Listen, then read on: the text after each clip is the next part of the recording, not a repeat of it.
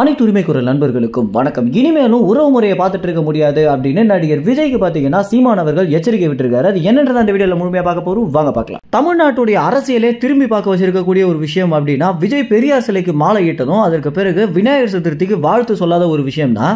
விஜயோடைய கொள்கைகள் என்னவாக இருக்க போகுது அப்படின்னு தெரிஞ்சுக்கிறதுல தமிழ்நாட்டில் இருக்கக்கூடிய மக்கள் இருந்து தமிழ்நாட்டில் இருக்கக்கூடிய எல்லா அரசியல் கட்சிகளுமே ஒரு பெரிய ஆர்வம் செலுத்திட்டு இருந்தாங்க அப்படின்றத நிதர்சனமான உண்மையாக இருக்கு.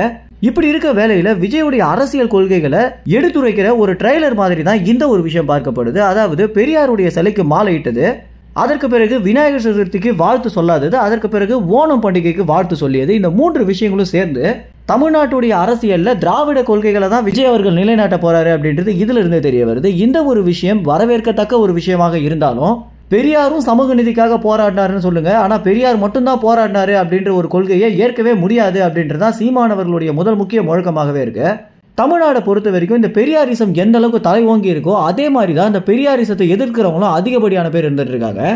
ஏன்னா பெரியார் தமிழுக்கு அந்த அளவுக்கு முக்கியத்துவம் தரல அப்படின்றதுக்கு அவர் பேசிய நிறைய காணொலிகளே எடுத்துக்காட்டாக இருந்துட்டு இருக்கு. இந்த வேளையில சீமானவர்கள் சொல்லக்கூடிய ஒரு தகவல் என்ன அப்படின்னா, தம்பி விஜய் பெரியாருக்கு மாலை போட்டுட்டு அந்த ஒரு விஷயத்துல நாங்க எதிர்க்கல அப்படின்னும், ஆனா இந்த மாதிரி ஏகப்பட்ட தமிழ் தலைவர்கள் இருக்காங்க, அவங்களுக்கும் வாழ்த்து சொல்லணும், அவங்களுக்கும் மாலை இடணும், அதுதான் சமூக நீதி, அதுதான் ஒரு அரசியல்வாதியாக விஜய் செய்யக்கூடிய ஒரு நற்செயல் அப்படின்னு சீமானவர்கள் சொல்லியிருக்காரு.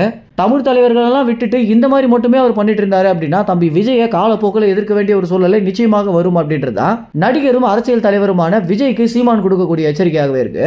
இந்த ஒரு எச்சரிக்கை குறித்து நீங்க என்ன நினைக்கிறீங்க அப்படின்னா, உண்மையிலேயே தமிழ் தலைவர்களை விஜய் போற்றல அப்படின்னா அவருடைய அரசியல் வாழ்க்கைக்கு எந்த அளவுக்கு ஒரு பின்னடைவாக இருக்கும் அப்படின்னு நீங்க நினைக்கிறீங்களோ அது உங்க கமெண்ட்ஸ்ல தெரிவிங்க. நன்றி, வணக்கம்.